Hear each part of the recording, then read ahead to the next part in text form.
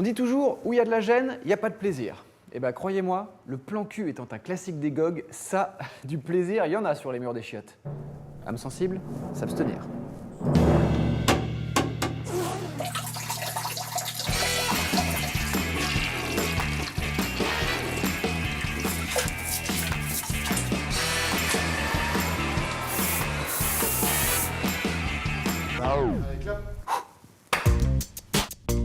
Mon 06 pour que tu me la glisses.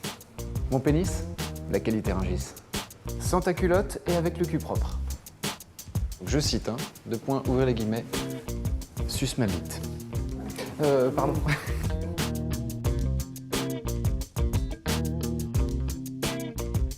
Bonjour. Je vais prendre un shot de vodka, s'il vous plaît. Oui. Est-ce qu'il y a des toilettes? Ouais, elles sont là-bas. Ah, ok, merci. Est-ce que vous avez un marqueur? Merci.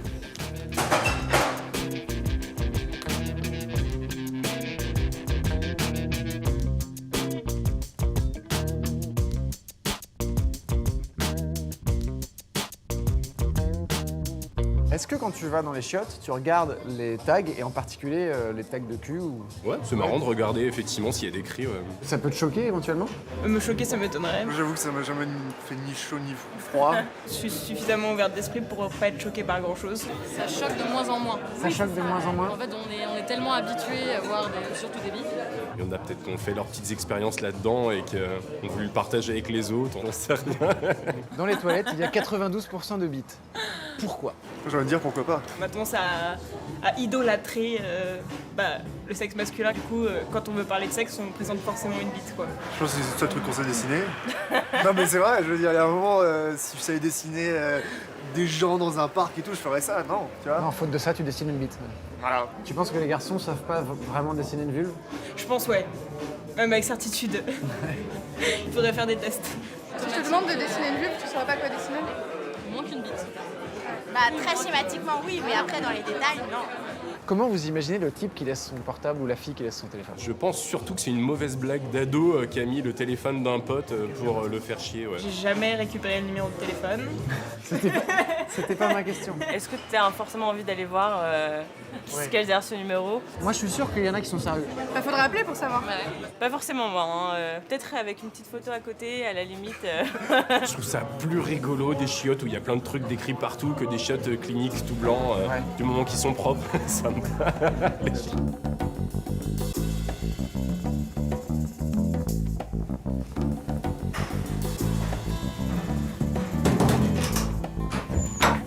Habile transition, n'est-ce pas?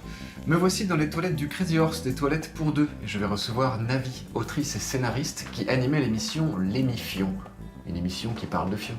Ça tombe bien, c'est dans le thème.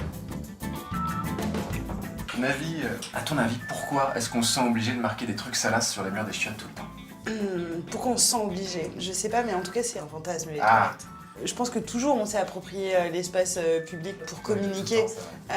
Maintenant, c'est vraiment pas étonnant que les toilettes soient vraiment très accrochées à la dimension sexuelle, parce que c'est le lieu public où tu as le droit d'être nu, quoi.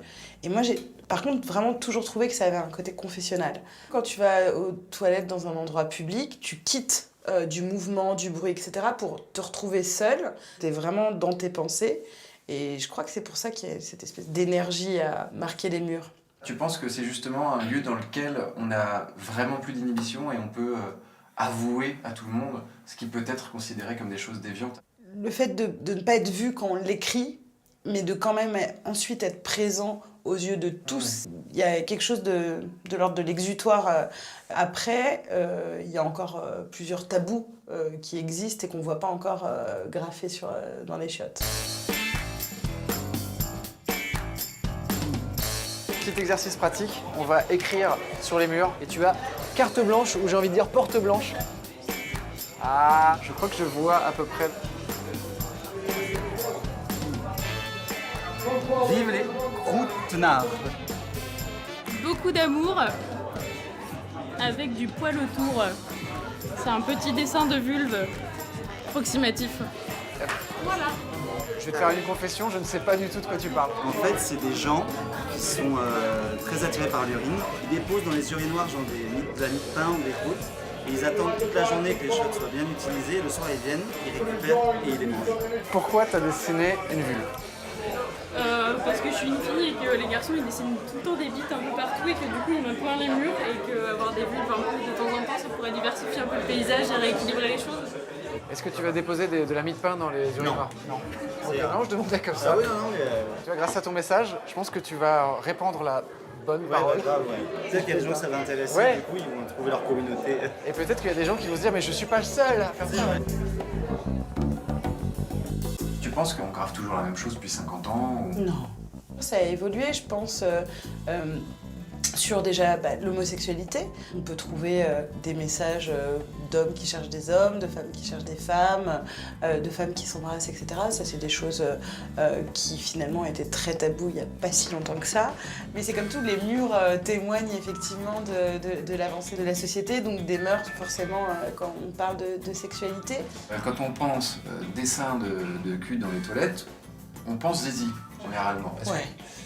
Alors pourquoi? Tu penses que c'est parce que c'est plus facile à dessiner qu'une vulve? Les femmes qui commencent à dessiner justement des vulves, je pense qu'il y a une vraie volonté d'éducation, d'affirmation.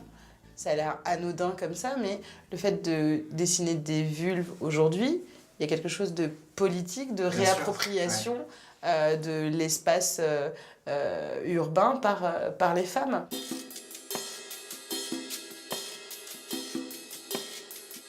Pas une porte de chiottes sans les traces d'un exploit sexuel ou une invitation à une petite partie de galipette. Alors qu'on se le dise, le message de fesses au gog fait partie intégrante de notre paysage cuculturel. Cuculturel. L'amateur de fesses aime aussi dessiner. Bon, faut dire que 9 fois sur 10, c'est des tubs. Mais la vulve est en train de faire une percée remarquée. Le 06 fait de la résistance, mais on trouve de plus en plus de comptes Insta et de comptes Snap dans les cabinets. Ah oui, il faut vivre avec son temps.